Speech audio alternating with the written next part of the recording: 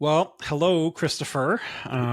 We're here to talk about contributing pirate Joe Pine, one of our faves, and his recent post, the membership framework post, the quote or the colon, the hero's journey. And I should start out with how I met Joe. Was well, we all knew who Joe Pine was. Like the Experience Economy book has been so amazing and stood the test of time. And it's just one of those books where you're like, darn it, I wish I had written that one and stuff. So Joe is amazing. So, It and I met him in Sao is such a Paulo, actually. legendary insight, and Uh, it's people don't realize and appreciate today because everybody talks about experiences.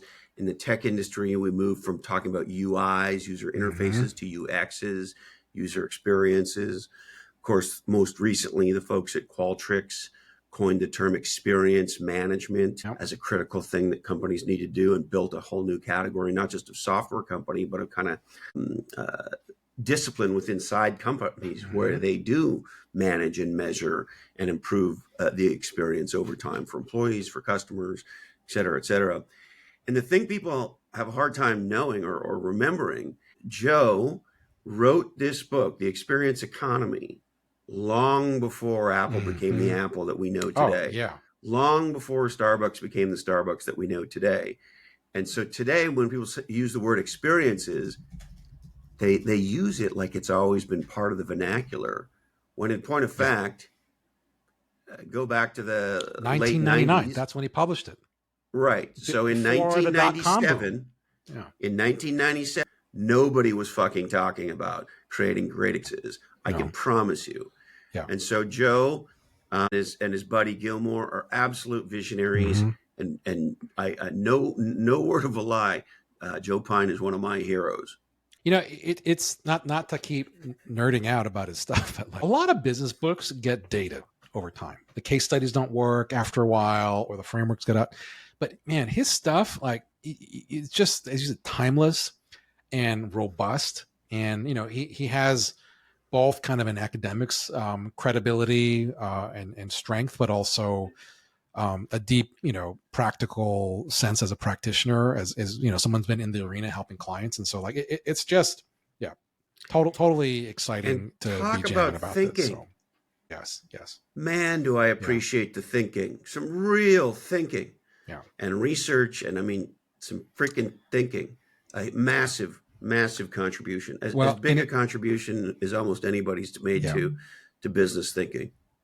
and it's so great because when I met him in Brazil at a conference we were both speaking at, it was just, you know just all the commonality that we had found with each other. And there are people you run into who are thought leaders who have many books, and they haven't really written any of them. They're ghost written or whatever and stuff. But like Joe is the real deal. He is, he's a writer, he's a thinker, he's an advisor. So, all kudos to Joe. We love him.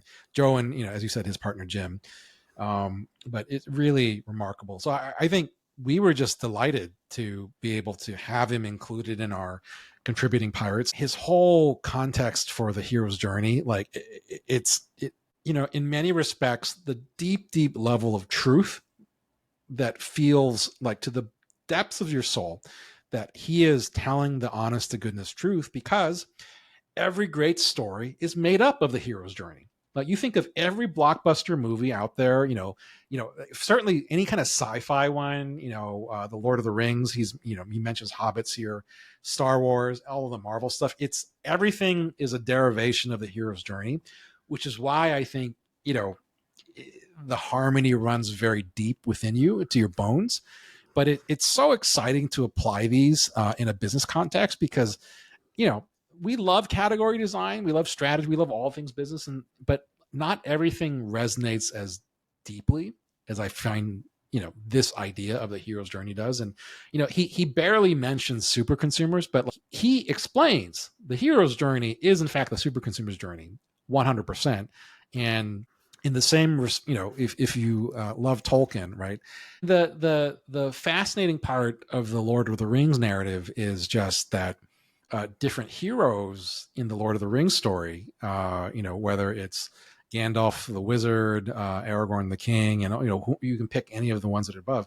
Tolkien deliberately chooses the meekest, and the weakest, and the mildest of the people, the hobbits, specifically Frodo and Sam, who are in fact the heroes, and they are the heroes despite their lack of superhero-ness. And what would a hero's journey be if the hero was fully formed from the get-go? And so like I just love this structure and this narrative, and that we can talk about it in a business context is amazing, because we should every CEO to dream and imagine that they could do this too. As I'm reading Joe's article, my brain's firing.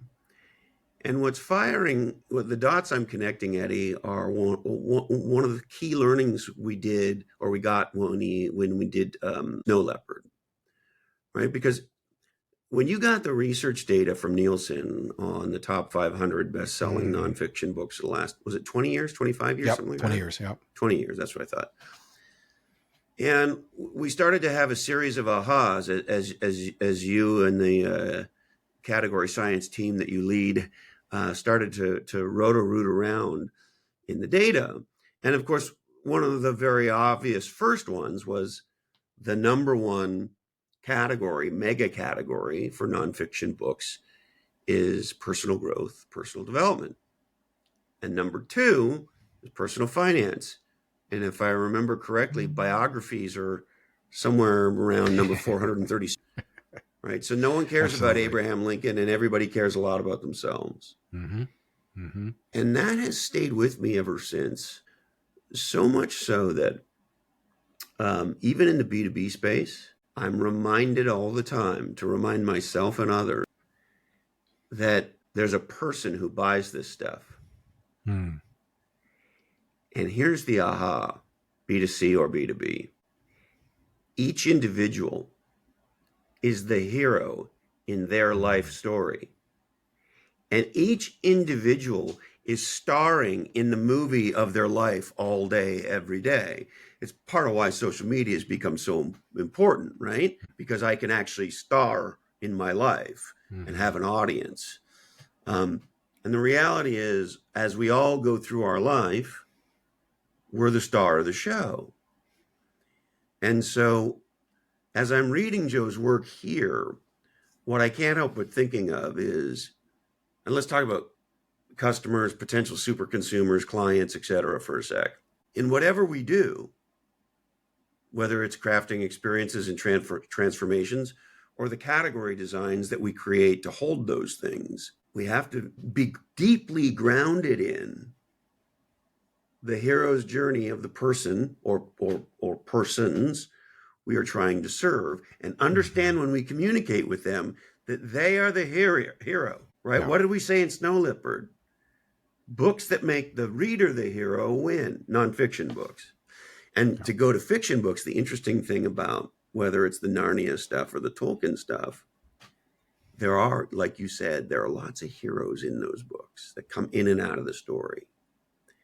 And could it be, Eddie, that one of the reasons there are many heroes in those books is because there's a hero for somebody to identify with as a reader? Because the minute 100%. I read fiction and identify with a character, I can see part of myself in that character, then I fall in love with the story in a completely different way.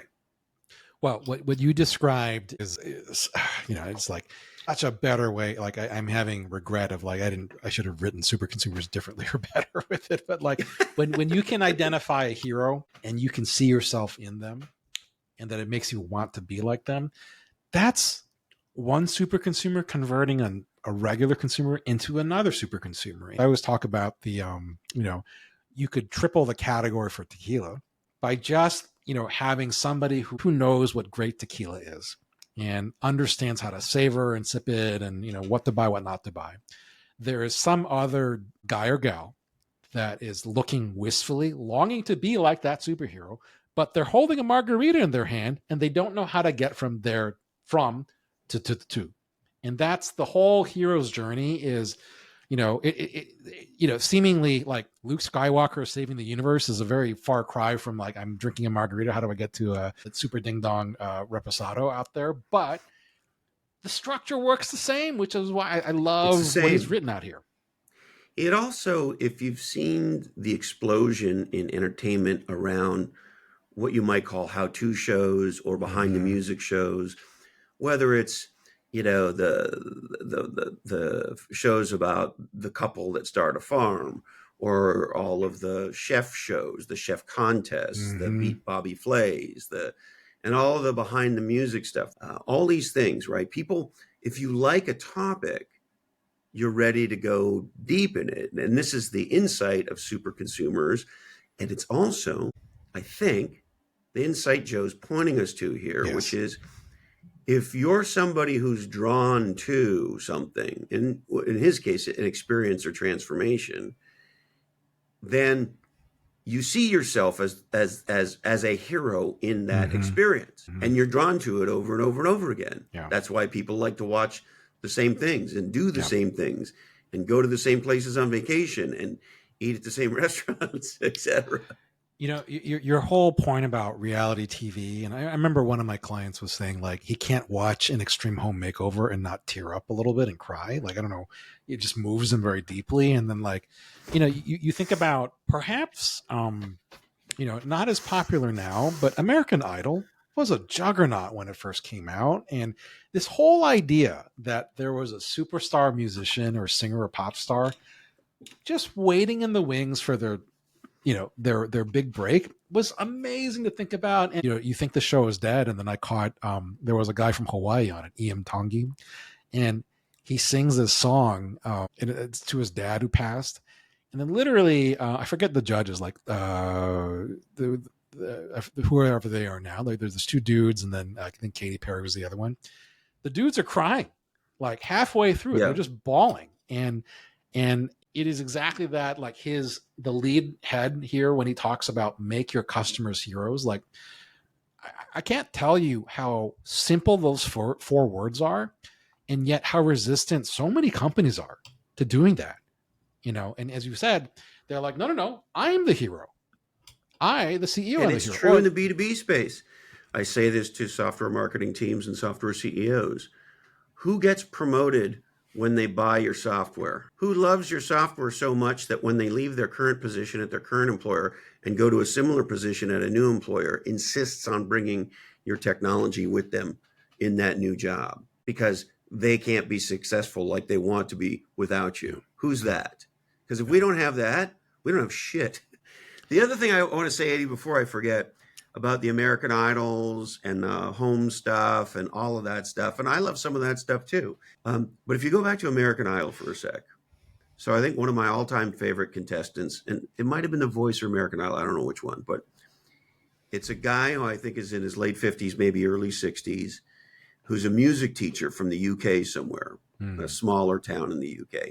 And he sort of looks like a guy that age from the UK who's a music teacher. And they give you the whole story before the story. And the whole story is, he used to work at some other thing, but he really loved music and teaching and da-da-da. So later in life, he became a teacher. And then the story goes on and on and on. And the story ends with, and his students encouraged him to come and do the thing. And he's standing there and he's kind of, he looks like a pudgy, overweight, 60-year-old dude from the UK. He looks like your uncle or whatever. And he stands there and he's got a fucking Stratocaster on. And he starts off and he just does this, he's got a whammy bar on it and he just takes off. And before you know it, he starts playing We Will Rock You. And he gets the whole crowd with him. And then he just basically does a never-ending guitar solo. And he shreds what, if you ever saw the movie with Jack Black, The School of Rock, what Jack Black calls a face melter. He just does a face melter for a couple of minutes on international TV. Anyway, my point is, and of course the crowd goes, and it's amazing, and it's incredible, and he cries, and his wife comes out, and she looks exactly like you'd expect his wife to look, and the whole thing, right? And my point is, if he just walked out and did it, it would be amazing.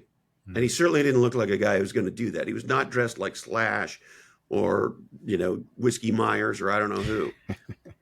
But the content about the content can make the content. And an old marketing genius that I used to work with way back in the day. His name's Rich Bonnell. He's completely wacky and a genius.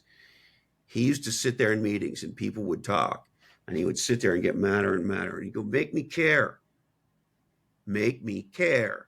Or sometimes he'd write on a piece of paper and he'd hold it up and he'd just sit there and go, make me care. And so, what's my point? The experience is massively enhanced when you make someone care. And the way you make them care is you get them to identify their own hero's journey with whatever is being presented to them. Because we all have a little bit of wanting to be that teacher in us. Yes. Yes. I just love that, because what's so amazing is like how many people come to us, and in particular you, hey, how do I get people to care? Like you just said, how can you jazz up my marketing? How can you do whatever? How can you, how do I get the attention like that? And again, it's just a simple thing of tell the hero's journey, tell the hero's story. And then most companies will be like, I'm doing that. And you look and it's like, no. The product is not the hero. The brand is not the hero. The customer is, and you are nowhere near that. That's effectively the cognitive dissonance that most customers are feeling, B2B or B2C. They're like, I'm expecting to see a hero's journey. I'm expecting the hero to be someone like me. And so why are you standing on stage, CEO, investor, whomever and the like, right? I mean, it's just one of these things that's so interesting. And I think what's so fascinating is, in it, Joe talks about one of the businesses that I'm doing with our buddy Clint Carnell, Glow 2 Facial. I think I actually started in aesthetics after I met you. So it wasn't like part of my story. And, to be honest, like I looked at aesthetics as kind of with a side eye and like Botox, plastic surgery, like what's up with that? Like I just didn't know much about it, and I didn't really have. I thought you were a super consumer of plastic surgery. Can't you tell? Eduardo. Right. Well, you're such a handsome guy. I mean, wow, you must have incredible genetics. But it's whatever, Asian genes that I have will help me out. But like, but it's you have such amazing skin. I'm envious. But you know what's funny is that when I first started working with Clint, when he was running Hydrofacial, I'd never gotten a facial before.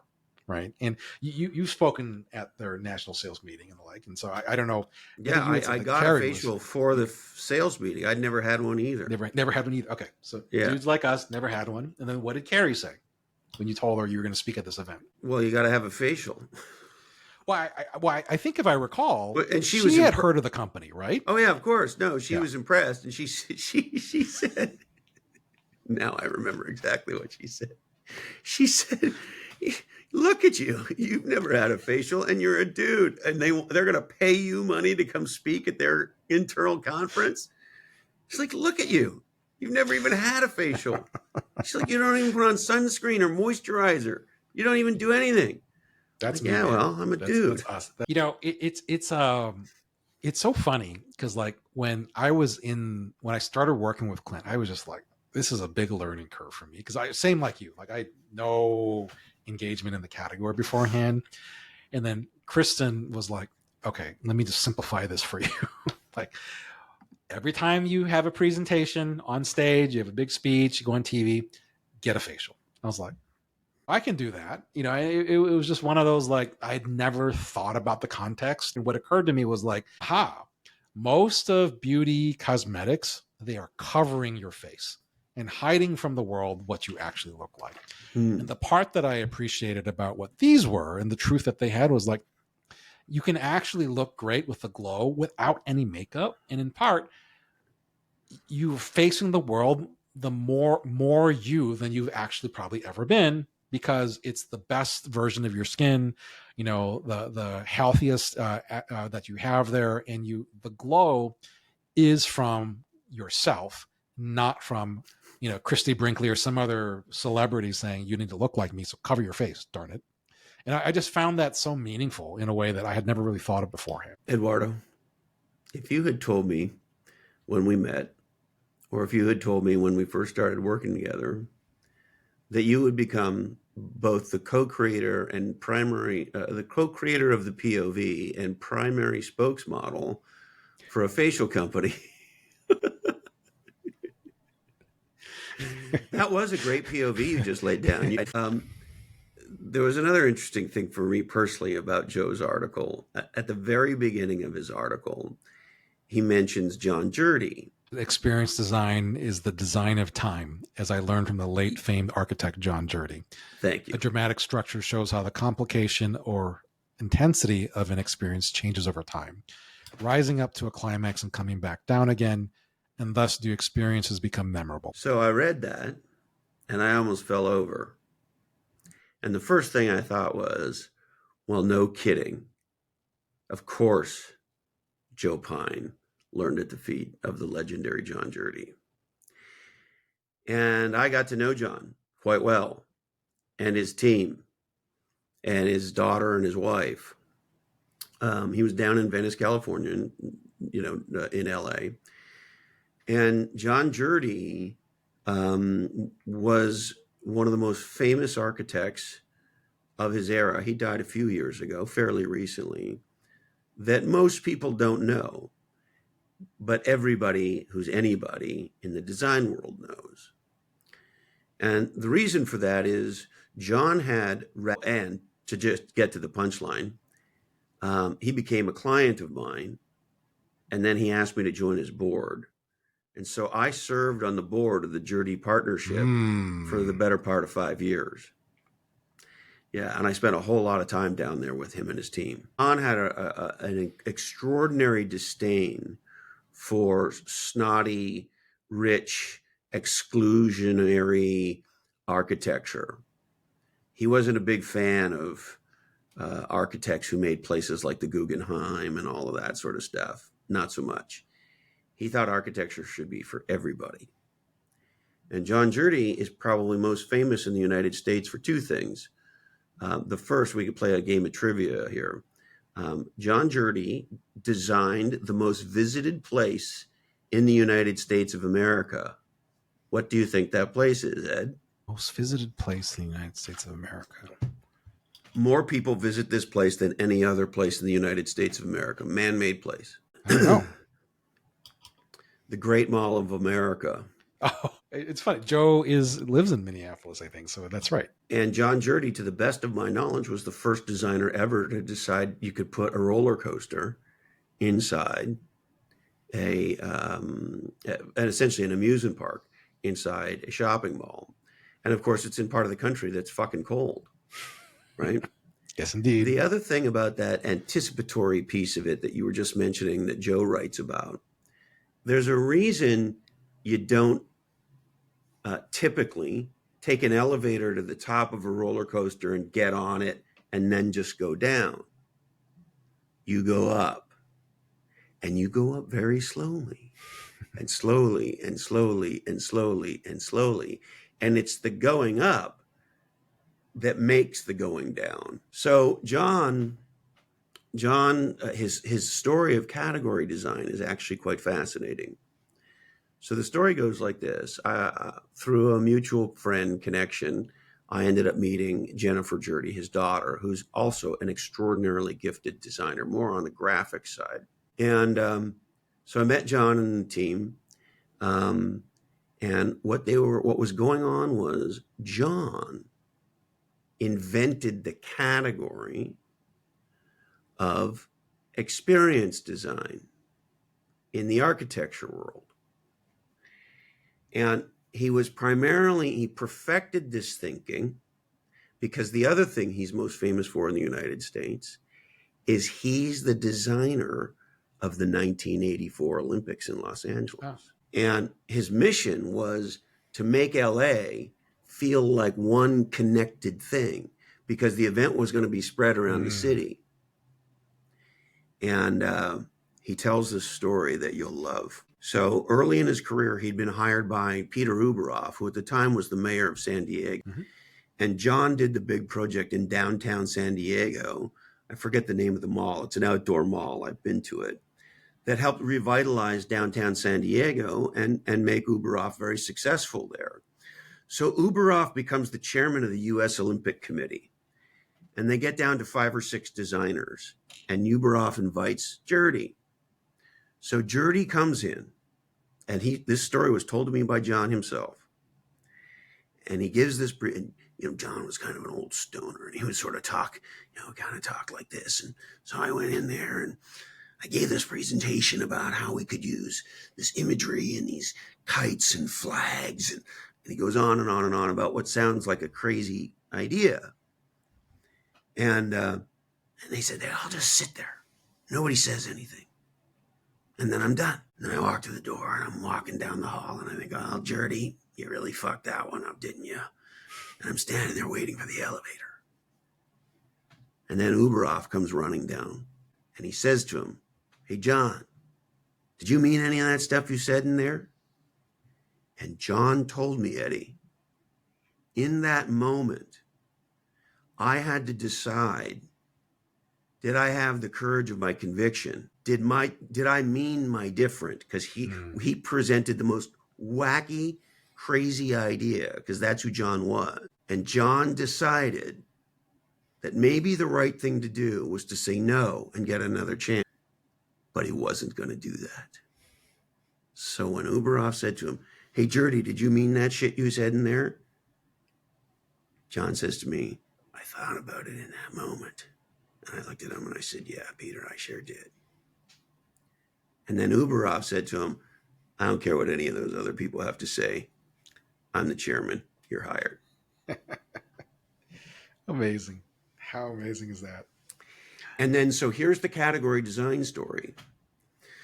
So the first time I meet John, his whole career, his whole firm, the thing that has made him John Gertie and built an extraordinary, incredibly sought after firm, he designed the largest private development at the time in Japan, Canal City in Hakata, Japan. He was given the highest honor a foreigner can be given by the emperor. I mean, John Gertie is a legend. And so his whole thing was experiences, and specifically what he called placemaking. And here was the insight. Some places are unique. They're different. They stand out. You remember them. And the reason you remember it as a distinctive place that you're attracted to is because you had an experience there that was unique and authentic to that place. Those are John's exact words. Maybe not said exactly the same way, but I spent a lot of time with John Gertie. I got trained in this same philosophy. So here's what happens. They say that they specialize they invent a new word, a new portmanteau called placemaking, and that they are architects who make places that deliver unique experiences. That's how he builds his whole career. By the time I meet him, he's well into his career. He's probably, for sure, late 50s, maybe even early 60s when I meet him. So he sits down. We have this whole conversation. By the way, he's got an office on Venice Beach, and his office has no windows. He's got an office on the beach, and the whole room is dark like an opium den. No desk, just a huge table with all these, because he draws everywhere. So here's what he says to me. He explains all this stuff to me, and he says, so the advice we've been given by many marketing experts is, because so many people now use the term placemaking, that it's not a differentiator anymore, and we need a new thing. And so we think you're the guy. We want to hire you to help us do the new thing. So we talk about that for a little while. And then I said something to him that nobody had ever said to him before. I said, John, you abandoning placemaking to do a new thing would be like Jesus Christ abandoning God. You're the godfather of placemaking. You invented it. They ripped it off from you. The advice you've been given is insane and dead wrong. What there is to do is reclaim placemaking in a fresh and powerful way. And so in the updated category design for John Jurdy, and this would be, let me see, I'm trying to think about when this would have been. It would have been in the early 2000s. This is probably 2003-ish. Point of view we came up with to reclaim placemaking as the category, but for Jurdy as the category king, was a double entendre. And double entendre was experience makes the place. Because nobody on planet Earth had more experience placemaking than the Jurdy partnership. And it is the experience that makes the place. And so when they doubled down on placemaking and launched a new point of view around and wrote manifestos and did all this amazing shit and thinking, they went off and really thought about how this lens applied to their work. Experience makes the place. And so that's what they did. And the year after they did it, if my memory's right, and this was several whiskeys ago, it was a 25% increase in sales. Wow. Amazing. There was definitely But a meaningful jump. If I'm not exactly right, I'm close.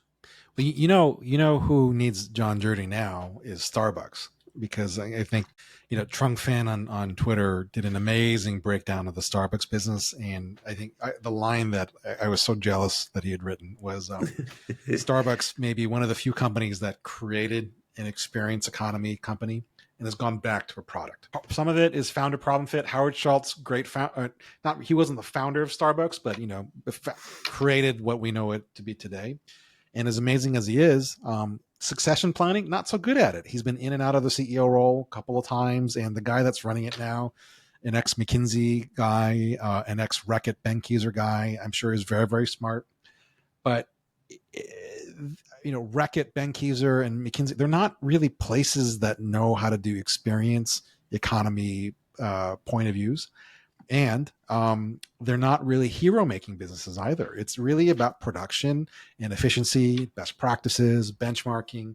This idea of transformation is not in the DNA of somebody who has been trained to think like everything needs to fit into a box and make it more efficient, or you can buy growth and whatever else it is. And so, I'm grateful that you gave him the advice to stick to his knitting and double down on it and reclaim it, because Starbucks needs to reclaim it. And, to be honest, part of the reason why we're at Glow 2 Facial now is that after Clint left Hydrofacial, same thing. They lost sight of the hero's journey with it. And, part of it, there's a whole backstory that Clint and I will tell at some point. But the key part of it is that the esthetician is the hero. And, Right. Clint tells the stories. I didn't know what an esthetician was beforehand. There's 100,000 of them in the U.S. They typically make like 50 grand a year. They're hourly, non-college educated, oftentimes, a lot of single moms. And, by my data, the vast majority do not have health insurance. And this is, part of the challenge in America is exactly this type of person. And, when we talk about the hero's journey, what's so remarkable to me is how many estheticians either they are able to grow their businesses, and they go from, actually we're writing about this in Paid to Be You, right? Is they go from a laborer to a knowledge worker, because the super consumer is like, my skin better than anybody else, Yes. thanks to the Glow 2 Facial. Yes. But then Yes. some of them double down and become creators. And what they do is they say, you know what? I buy this device for 25, 30 grand and it's making me 100 grand. Why do I need to work for anybody else? I'll just buy a couple of these and off you go.